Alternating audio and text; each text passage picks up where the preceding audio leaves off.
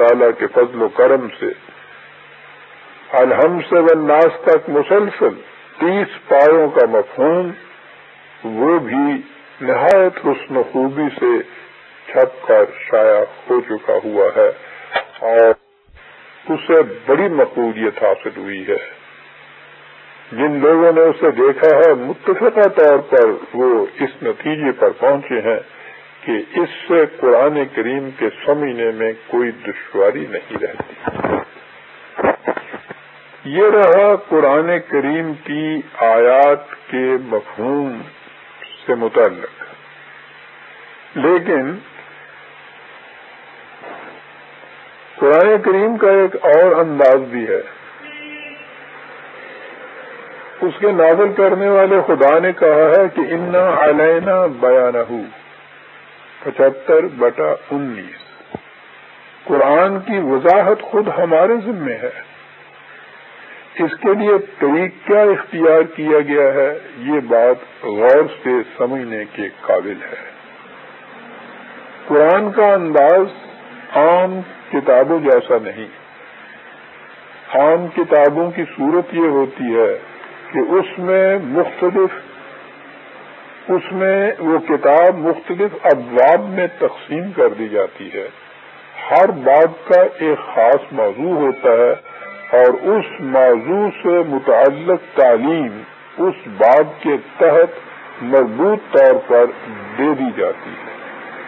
یعنی جب ایک باب ختم ہوتا ہے تو جو کچھ اس موضوع کے متعلق کہنا مطلوب و مقصود تھا وہ اس باب کے اندر آ جاتا ہے. قرآن اس طرح کی تصنیف کردہ کتاب نہیں. وہ یوں سمجھیے جیسے 23 سال میں عطا فرمودہ مختلف خطبات کا مجموعہ ہو. اس میں ایک بات ایک مقام پر آئی ہے، اس کی مزید وضاحت دوسرے مقام پر ہے، تفصیل کسی اور جگہ ہے، استثناء کسی اور صورت میں ہے. نیز مختلف حقائق کو مختلف واقعات کے ضمن میں بار بار دہرایا گیا ہے. اسے تصریف آیات سے تعبیر کیا گیا ہے، یعنی آیات کو پھیر پھیر کر لانا. سورہ انعام میں ہے وَكَذَلِكَ نُصَرِّفُ الْآيَاتِ وَلِيَقُولُوا دَرَسْتَ وَلِنُبَيِّنَهُ لِقَوْمٍ يَعْلَمُونَ 6/106. اس کا مفہوم یہ ہے کہ قرآن میں مختلف آیات کو پھیر پھیر کر اس لیے لایا گیا ہے کہ بات اس طرح واضح ہو جائے جیسے چھلکا اور مغز الگ ہو جاتے ہیں اور یوں بات نکھر اور ابھر کر سامنے آ جائے. اس سے واضح ہے کہ قرآن کریم کے سمجھنے کے لیے 2 بنیادی چیزوں کی ضرورت ہے. ایک محاورہ عرب یعنی نزول قرآن کے زمانے میں عربی زبان کے ان الفاظ کا جو قرآن میں استعمال ہوئے ہیں جو مفہوم عرب لیتے تھے اس سے واقفیت. اور دوسری بات قرآن کریم پر اتنا عبور کہ جو بات کسی ایک آیت میں کہی گئی ہے یہ چیز بیک وقت آپ کے سامنے آ جائے کہ اس کے متعلق قرآن کے دیگر مقامات میں کیا آیا ہے. جس طرح قرآن کریم کے الفاظ کے متعلق اس قسم کا کوئی لغت پہلے سے موجود نہیں تھا، قرآن کریم کے اس انداز سے اسے آپ کہیے کہ انسائکلوپیڈیا یا کلاسیفیکیشن، عربی زبان میں اسے تبویب کہتے ہیں، باب کرنا. قرآن کریم کے متعلق اس قسم کی بھی کوئی کتاب اس سے پہلے موجود نہیں تھی.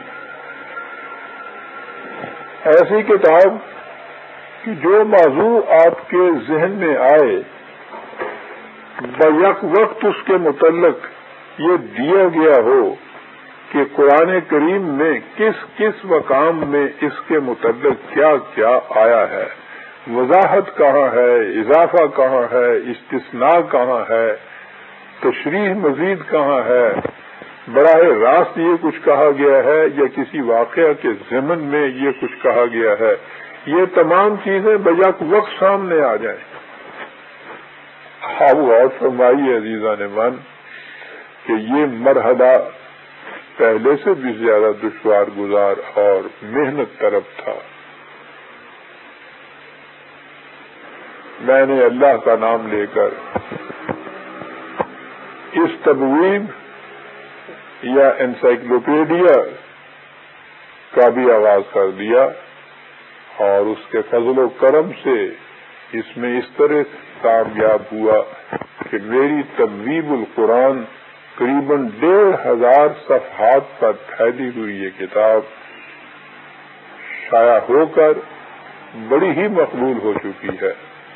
اب آپ سوچ لیجئے کہ قرآن کریم کے سمجھنے کے لیے جو کچھ میں نے کیا ہے، یعنی پہلے جس انداز سے سمجھا اور اس کو سمجھانے کا جو انداز ہے، لغات القرآن سے قرآن کریم کے الفاظ کے وہ معانی جو زمانہ نزول قرآن میں عرب دیتے تھے،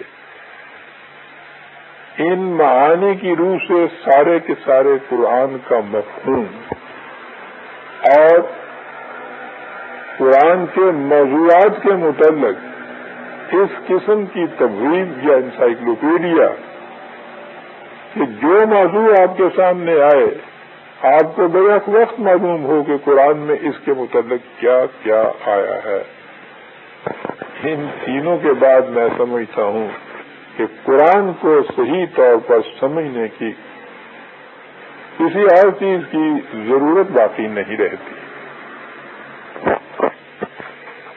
لیکن ان دونوں شرطوں سے زیادہ اہم ایک اور شرط بھی ہے، اور وہ ہے تدبر فی القرآن 4/82، یعنی قرآن کریم کے سمجھنے میں غور و فکر سے کام لینا۔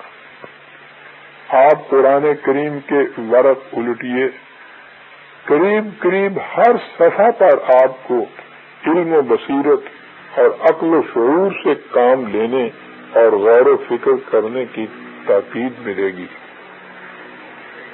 تدبر کا حکم نہ کسی خاص فرد کے لیے ہے، نہ کسی خاص زمانے کے لیے، وہ تمام افراد کے لیے ہے اور تمام زمانوں کے لیے۔ اس لیے قرآن کو تقلیداً سمجھا ہی نہیں جا سکتا،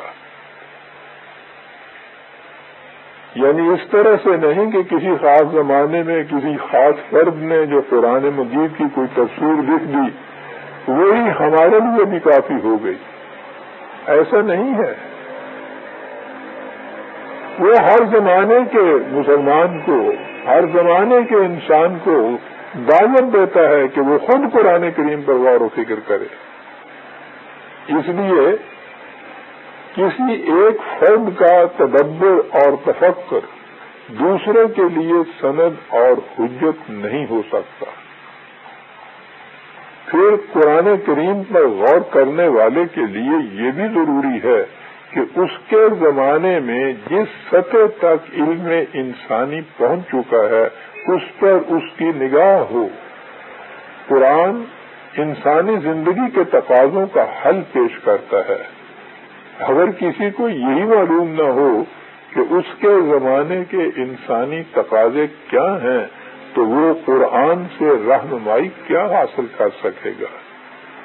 اس سے یہ حقیقت بھی سامنے آ جاتی ہے کہ جس طرح ایک فرد کا تدبر فی القرآن دوسرے کے لیے سند اور حجت نہیں ہو سکتا، اسی طرح جو کچھ قرآن کے متعلق کسی ایک زمانے میں سمجھا گیا ہو وہ بھی حرف آخر نہیں ہو سکتا۔ جوں جوں علم انسانی بڑھتا جائے گا نت نئے قرآنی حقائق واضح ہوتے چلے جائیں گے۔ اب آگے چلیے، قرآن کریم میں ہے افلا یتدبرون القرآن ولو کان من عند غیر اللہ لوجدوا فیہ اختلافا کثیرا 4/82۔ کیا ان لوگوں نے قرآن میں تدبر نہیں کیا؟ اگر یہ خدا کے طواف کسی اور کی طرف سے ہوتا